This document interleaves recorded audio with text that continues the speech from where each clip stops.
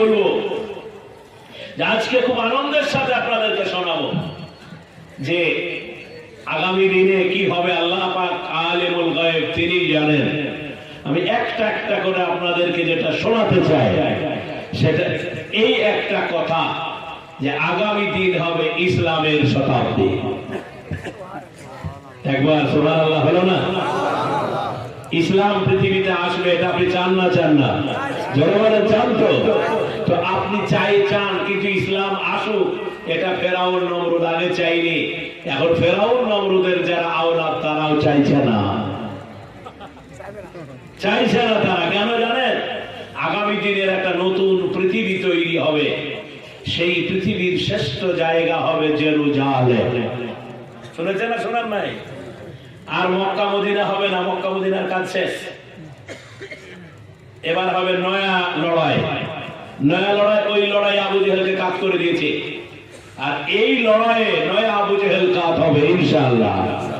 পৃথিবীতে যত বিপদ মুসলমানদের, সব বিপদের কারণ কোরআন শরীফ। ভালো করে শুনবেন, খুব ডাইনামিক কথা। এরকম বক্তৃতা আপনাকে সবাই করবেন, এটা উল্টা কথা।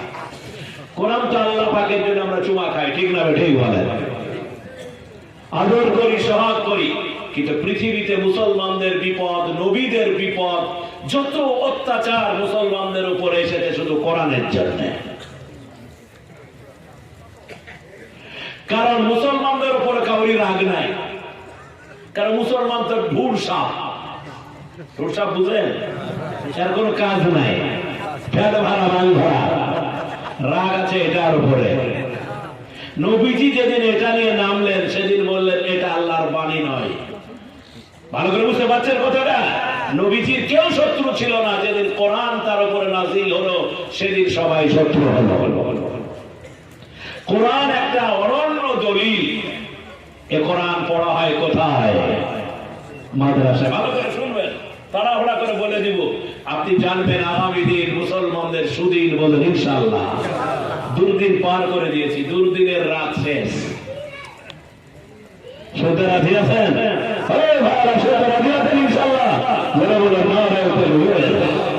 মনে রাখবেন ইনশাআল্লাহ হাতে চুরি দিয়ে আর ঘোরা হবে না, এখন হাতে লাঠি চাই। রাজি আছেন ইনশাআল্লাহ? ফলে আপনি মনে রাখবেন আল্লাহ পাক নবী মুহাম্মদকে বলেছিলেন তোমার পাগড়িটা মাথায় বাঁধতে, এখন মাথা থেকে খুলো, কোমরে বাঁধো। মনে আছে? বুঝতে পেরেছেন? যেদিন ওহদের যুদ্ধ, বদরের অর্ডার দিলেন আল্লাহ, বলেন মাথায় পাগড়ি বাঁধতা, ও পাগড়ি খুলো আর এই পাগড়ি কোমরে বাঁধো। কারণ যারা তোমার বাড়ি থেকে তোমাকে বার করে দিয়েছে, যারা তোমাকে অত্যাচার করেছে, যারা তোমাকে জুলুম করেছে, যারা তোমার দিন ইসলামের কারণে তোমাকে বরবাদ করতে চেয়েছে, তাদের বিরুদ্ধে লড়াইয়ের আমি আল্লাহ হুকুম দিলাম, নেমে যাও, পাগড়ি খুলো, লাঠি নাও, ধরে বলে নারায়ে তাকবীর। সম্মানিত সুধী মণ্ডলী, শুধু নরম থাকলে হবে না, একটু গরমও দরকার আছে। গরমের ফল কি? পৃথিবীতে মুসলমানদের ওপরে কাউরি রাগ নাই, রাগ আছে কোরআন শরীফের ওপরে। ইহুদি জাতির নাম শুনেছেন? ইহুদি খ্রিস্টান জাতির নাম শুনেছেন? এরা আগে থেকে ইহুদিরা বলতো যে হযরত শেষ নবী আসবেন আমাদেরই বংশে, আমাদের গুনাহ টুনাহ কিছু নাই, আমরা সরাসরি জান্নাত যাব। এটা ইহুদিদের ডায়লগ ছিল। শেষ নবী আসলেন কোরেশ বংশে, মনে আছে? ইসমাইলের বংশে। সেখান থেকে রাগ শুরু হলো। কিরকম? আপনি চান আপনার বংশে প্রধান হবে, চলে গেল ওই লাইনে। তখন একই দল করলে মহব্বত থাকে না? মহব্বত কমে, একটু হয় না? নবুয়াতের ধারা অনুযায়ী লক্ষ লক্ষ নবী এসেছে ইহুদি কুলে, অর্থাৎ ইহুদি নাম আগে ছিল না, বনি ইসরায়েলের মধ্যে ভাষাটা এরকম হবে। ওরা মনে করেছিল শেষ নবীটাও আমাদের বানি ইসরায়েল আসবে। বানি ইসরায়েল আসেনি, আমার নবী এসেছেন ইসমাইল বংশে। সেই দিন থেকে যে ফাটল ধরলো, এ ফাটল আর জোড়া লাগলো না। তারা তখন একটা চালাকি করলো, ভাষার চালাকি। এটা আনন্দবাজার পড়লে বুঝতে পারবেন। আপনি তো আনন্দবাজার পড়বেন, বর্তমান পড়বেন, যেখানে আপনার দুর্নাম হবে, আপনাকে সঠিক সত্য তথ্য দেবে না। যে কাগজগুলি আপনাকে সঠিক তথ্য দেবে আপনার তার খোঁজও নাই, খবরও নাই। সেজন্য আজকে আপনাদেরকে আমি বলতে চাই, ইহুদিরা আমাদের জাতি দুশ্মন। ইহুদি খ্রিস্টান তারা কখনো মুসলমানদের কল্যাণ চায় না। এখন একটা পৃথিবীতে লড়াই চলছে, প্যালেস্টাইন ফিলিস্তিনে, মনে আছে? শুনেছেন না শোনেন নাই? 30,000 ছেলে মারা গেছে, লোক মরে গেছে, বরবাদ করে দিয়েছে। গাজা এলাকায়, ছোট্ট এলাকায় মুসলমানরা অবরুদ্ধ। আপনার যদি বাপ মরে আপনি বুঝতে পারবেন কষ্ট কাকে বলে। আপনার স্ত্রী মরলে বুঝতে পারবেন কাকে কষ্ট বলে। বাচ্চা মরলে বুঝতে পারবেন কষ্ট কাকে বলে। দেখেন না টিভিতে মেয়েরা নিজের ছোট বাচ্চা, 5 দিনের বাচ্চাকেও তারা হত্যা করেছে। এমনি করে কাফনে জড়িয়ে মা বলেছে, আমার ছেলেটাকে কবর দিব, এরকম জায়গা আর নাই। এই অবস্থা মুসলমানদের। একটি 8 বছরের বাচ্চা মেয়ে কাঁদতে কাঁদতে পৃথিবীকে বলছে, আমার অপরাধ কি? আমার একটাই অপরাধ, আমি মুসলমান। এই অপরাধে আমার মাকে হত্যা করা হয়েছে, আমার আব্বাকে হত্যা করা হয়েছে, আমার বাড়ি চালিয়ে দেওয়া হয়েছে। ইসরায়েলি মিলিটারি আমার ধর্ষণ করতে আসছে। আমি মুসলমানদের কোনো জাগরণ দেখতে পাচ্ছি না। আমি শুধু মালিক আল্লাহ তোমার বিচার দিলাম, এই বিচারটা তুমিই করো। সম্মানিত সুধী মণ্ডলী, খবরে মিডিয়াতে দেখতে পাচ্ছেন অবস্থা কত ভালো। কেন জানেন? কেন? এ লড়াই 1000 বছর ধরে চলছে। স্বাধীনতার পরে 75 বছর ধরে ইসরায়েলের সাথে লড়াই চলছে। এ লড়াইয়ের একটাই কারণ, ইসলাম, ইসলাম, ইসলাম, ইসলাম। কেন? আমি বলিনি আপনাদের কোরআনের কারণে। আপনারাই বলেন আল্লাহর স্ত্রী আছে? আল্লাহ বিয়ে করেছেন? হ্যাঁ না জোরে বলেন। আল্লাহ বিয়ে করেছেন। আল্লাহর সন্তান আছে? আল্লাহর কোন অভাব আছে?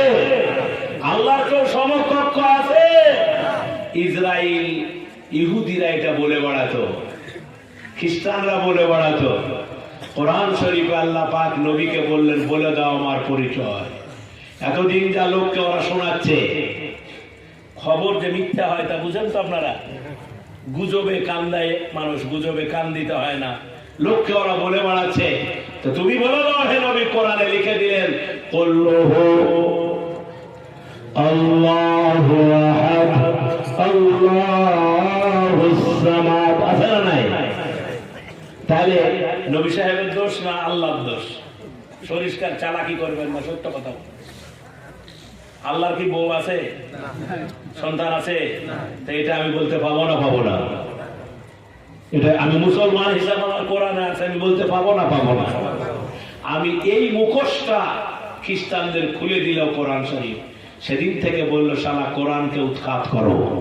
আমি এতদিন যা বলতাম লোকে শুনতো, এখন কোরআন এসে বলছে আল্লাহর ছেলে ফিলে বউ বেটি কিছু নাই, তাই কোরআনের উপরে রাখ।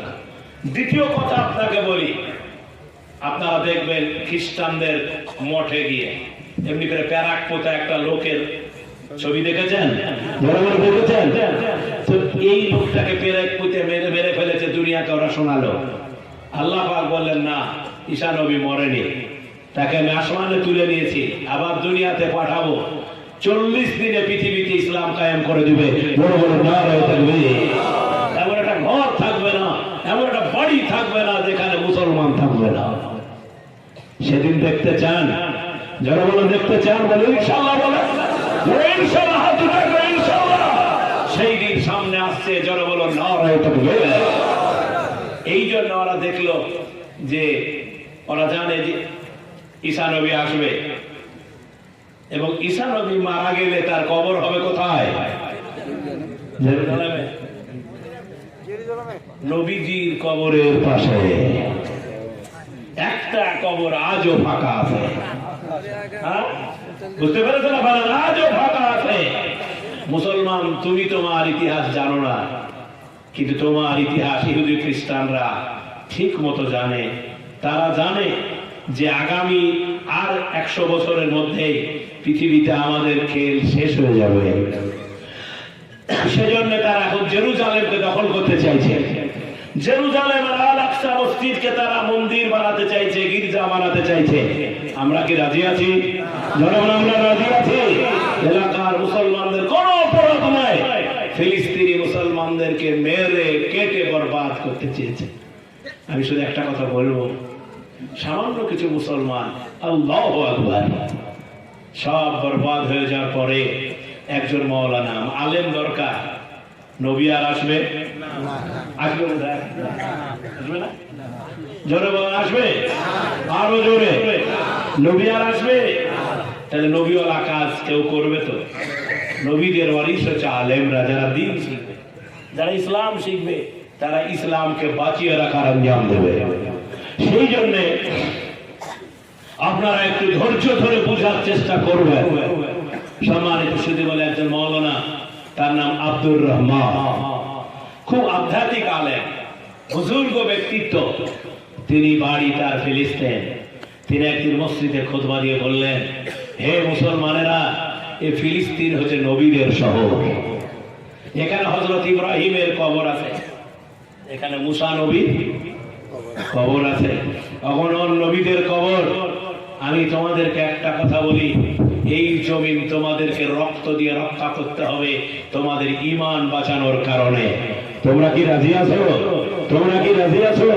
নিশ্চয়ই পৃথিবী বিখ্যাত লিডাররা বলেছে একটা ছোট্ট অর্গানাইজেশন, তার নাম হামাস। নাম শুনেছেন? কারা কারা হামাসের নাম শুনেছেন? হাত উঁচা করে বলেন, জোরে বলেন নারে তাকবীর। হামাস কি মাথা নিচু করেছে? জোরে মাথা নিচু করেছে? জোরে বলেন নারে তাকবীর।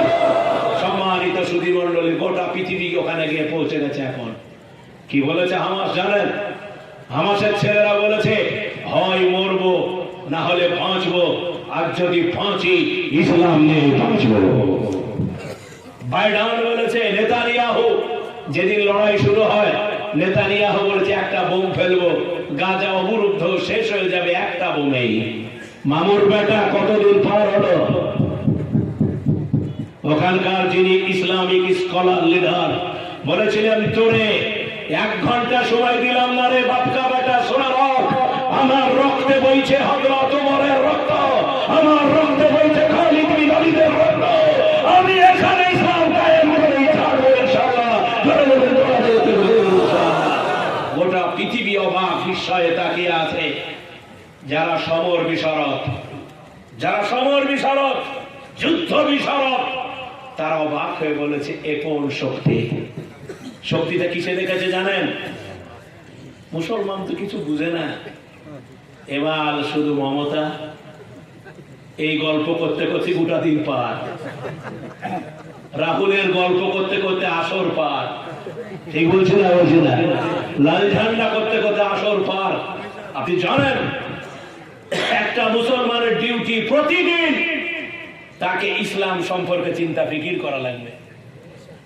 এইটা চিন্তা ফিকির যদি না করে মরে যান, আপনার মরণ হবে মুনাফিকের মরণ। এই জন্য তাবলীগ জামাত আপনাদের ডাকে দিনের ফিকির করতে। কেউ যান? জনগণ কেউ যান? হাত উঁচা করে বলেন যান ইনশাআল্লাহ। দিনের ফিকির না থাকলে দিনটা অন্ধ হয়ে যাবে, দিন অন্ধ হয়ে যাবে। দিন অন্ধ হয়ে গেলে রাস্তা সব বরবাদ হয়ে যাবে। আমি আপনাদেরকে বলবো, বাইডেন সহ তারা অবাক হয়েছে। আপনি তো আপনার ইতিহাস জানেন না। কাবা ঘর, তাদের প্রথম টার্গেট ছিল কাবা ধ্বংস করা। ওই লোকটার নাম আব্রাহাম। ওই আব্রাহাম আর এখনো আছে? আছে। ওর নাম যোগী আদিত্যনাথ। ওটা ভাইরা ভাই কথা বক্তৃতা শুনতে রাজি আছে? হাত উঁচা করে বলেন ইনশাআল্লাহ, বলেন ইনশাআল্লাহ। ওর কাজের সাথে, আব্রাহার কাজের সাথে যোগী আদিত্যনাথের কাজের মিল আছে। আমি শুধু বলতে চাই, যে আব্রাহা কাবা ঘর ধ্বংস করতে এসে সফল হয়েছিল, যখন সফল হয়েছিল সেদিন মুসলমান ছিল না, সেজন্য আল্লাহ আবাবিল পাখি পাঠিয়েছিলেন। আজও যদি আপনারা মরে যান তো আবাবিল আসবে, কিন্তু আপনাদের মরে যেতে হবে। রাজি আছেন তো? মানে আপনারা আল্লাহু আকবার বলবেন, আবার আল্লাহ আবাবিল পাঠাবে, দুটো একসাথে হবে না। শুনতে পাচ্ছেন? যারা ইসলামের জন্য জীবন দেয় আল্লাহ পাক বলেন আমি তাদের জন্য সরাসরি জান্নাত দিয়ে দিই। আর আল্লাহ বলেন ওয়ালা তাকুলু লিমান ইউকতালু ফি সাবিলিল্লাহি আমওয়াত বাল আহইয়াউ ওয়ালাকিন লা তাশউরুন। শুনতে পাচ্ছেন? যারা দিনের রাস্তায় মরে যায় ওদের তো মরে গেছে বলতে আল্লাহ নিষেধ করেছেন। আল্লাহ বলেছেন ওরা জীবিত, তোমরা তা বুঝো না। মুসলমানরা তো দিন থেকে সরে গেছে, তাই এবারে 7ই অক্টোবর, কত অক্টোবর বললাম? ভালো করে শুনবেন ভাইজান, ওখানে পোশাক ফিরবেন নাকি? উঠবেন না, ঠিক আছে? আমি বেশি বক্তৃতা করবো না, আপনাকে এবার আমি এসে গুছিয়ে দেবো উপসংহার ইনশাআল্লাহ। আমাদের নরেন্দ্র মোদী কালকে আরামবাগে বলেছেন যে বাঙালি মুসলমান আপনারা আমাদের ভোট দেন। রাজি আছেন তো? ভোটের কথা বলবো, কিন্তু বলবো। আপনি আমার মতো, আমি যখন আমি সারা 18টা এত বক্তৃতা করি, এখনো গলা ভালো আছে, শরীর ভালো আছে। আজ না আসলে আমার গাড়িতে ভেঙে দিতেন, ঠিক না? ঠিক বলছি বলেন? ভালোবাসা তো দেখা সারা, মহব্বত দিল সে, অন্তর থেকে করবেন। আমরা একদিন থাকবো না, ওটা আলাদা কথা, কিন্তু আপনাদের রসদ যোগায় আমরা, মনে রাখবেন। ফলে পারেনি, কাবা ঘরে ওদের মেন টার্গেট পারেনি। এবার দ্বিতীয় টার্গেট ওরা কাবা ছেড়ে দিয়েছে, কারণ ইতিহাসের 15 লক্ষে এখন ওদের বাইতুল মুকাদ্দাস টার্গেট। বাইতুল মুকাদ্দাসটা যদি দখল হয়ে যায় আর ওটাকে যদি দখলদারি করে রাজত্ব করতে পারে তো পৃথিবীর টোটাল কন্ট্রোল তাদের হাতে চলে যাবে। গোটা দুনিয়া, আপনাদেরকে বলেছিলাম মুসলমানদের উপরে রাগ নাই, রাগ আছে কোরআনের উপরে। কারণ ইহুদি খ্রিস্টানদের চরিত্রটা কোরআন শরীফ ওপেন করে দিয়েছে। পড়ে দেখেছেন সূরা বাকারা? ইমরান পড়ে দেখেছেন? ওটা পড়েনি, শুধু তো গাল গল্প। কে কার বদনাম করবে টিভিতে বসে বসে সারাক্ষণ দেখেন, একটা নাকি হবে? যখন একটা নাকি হবে, বড় বড় চর্চা শুনলে গুনাহ হবে। ফলে আপনি মনে রাখবেন, তুলটের ভাইয়েরা, এলাকার ভাইয়েরা, সেই জেরুজালেম নিয়ে লড়াই জারি হয়েছে। এই লড়াই যখন শুরু হলো, নেতানিয়াহু বলে 1 ঘন্টা, 7 অক্টোবর থেকে আজ কত? হ্যাঁ, আরো করে বলে। নরেন্দ্র মোদী এমনি আপনাদের ভোট চাইনি, আপনারা ভোট না দিলে বেশি দিন ক্ষমতায় থাকবে না। আপনি না বুঝলে ওটা বুঝে। ভোট একটা বড় বালাই, সে কথা পরে থাকবে। ধৈর্য আছে তো ইনশাআল্লাহ? খুললাম বলে দিব লোকসভায় কি করতে হবে। একদম ওপেন বক্তা আপনি পাবেন না, কথা একদম ওপেন বলবো। আর আপনাদের একটা কথা বলেছি, মুসলমানদের বাদ দিয়ে পৃথিবী চলতে পারে না, ভারতও চলবে না, বলেন ইনশাআল্লাহ। ফলে আপনাদের কাছে আমি যে কথা বলছিলাম, 7 অক্টোবর লড়াই শুরু হয়েছে, আজও চলছে। মুসলমানরা মরে যাচ্ছে কিন্তু হাল ছাড়ে না, দেখতে পান না টিভিতে? এই দৃশ্য যদি আপনাদের উপরে নেমে আসে, দাঁড়াতে পারবেন তো? একদিন আসবে, একদিন আসবে, একদিন আসবে। শুনে রাখেন যে মেহবুব মুর্শিদ বলেছিল একদিন আসবে। ভয়ঙ্কর কষ্ট, ইসরায়েলিদের পানি, প্যালেস্টাইনের পানি নাই, খাবার নাই, খাদ্য নাই, কিন্তু তারা হাল ছেড়ে দেয়নি। সারেন্ডার করেনি। এ কোন জাতি? আজীব জাতি। যারা বলেছে তারা দেখেছে যে আপনারা জানেন যে ইসরায়েলে প্যালেস্টাইনের হামাস, পৃথিবীতে এরকম যোদ্ধা আমেরিকা সরকারের লোকেরা নাকি দেখেনি। কি দেখেছে তারা জানেন? তারা যেদিন প্রথম যুদ্ধ শুরু করে সেদিন তারা উড়াল দিয়ে উড়েছে, মানুষ উঠতে পারে, বন্দুক নিয়ে একদম জেরুজালেমের মিনারের উপরে উড়ে উড়ে বলেছে আমরা এখনো বেঁচে আছি, আবাবিল হয়ে। দেখেছেন তাদের লড়াই? তারা জেরুজালেম তারা দখল করতে চায়। এতদিন পরও রাস্তা ক্লিয়ার হলো না, আমেরিকার সাথে ক্লিয়ার হলো না। তারা এই অবস্থাতে দুনিয়ার মুসলমানরা রাস্তায় নেমে পড়ল। আমাদের প্রধানমন্ত্রী মনে করেছিলেন যে মুসলমানদের আর কি আছে, সেজন্য উনি বলেছিলেন যে আমি ইসরায়েলের সাথে আছি। যেদিন বলা সেদিন দিল্লি একদম খেপে গেছে, মহারাষ্ট্র বোম্বে মুসলমানরা টুপি নিয়ে বেঁধে গেছে। আর কিছু ছেলেকে দেখা গেল কাপড় গায়ে দিয়ে। ওই মুসলমান আজও আছে না নাই? আমাদের প্রধানমন্ত্রীকে ওদের সচিবরা বলেছে ব্যাপার খারাপ, এরা যদি একবার আল্লাহর রাস্তায় নামে তো কোনো দিকে তাকাবে না। তার 3 দিন বাদে বলেছে আমার সরকার প্যালেস্টাইনের সাথে আছে। যারা বলে আমাদের কিছু মুসলিম রাষ্ট্র আছে মুনাফিক, বুঝতে পারছেন? বলবো কি বলবো? মুনাফিক রাষ্ট্রগুলি মুনাফিকই করছিল। তো দুনিয়ার মুসলমানদের হালচাল দেখে কিছু বুদ্ধিজীবী লোক সৌদি আরবের বাদশাকে বললো ব্যাপার খারাপ, মুসলমানরা রাস্তায় নেমে গেছে, আলহামদুলিল্লাহ, এরা আপনাদের ছাড়বে না। তা কি হবে? তখন আপনি এই প্রথম আলহামদুলিল্লাহ, এই প্রথম ফিলিস্তিন ইস্যুতে 57টা মুসলিম রাষ্ট্র মিটিং ডাকলো। মিটিংটা ডেকেছিল 19 নভেম্বর আর 20 নভেম্বর সৌদি আরবের রিয়াদে। আমাদের আপা হাসিনার লোগো গেছিল। একবার আলহামদুলিল্লাহ হবে।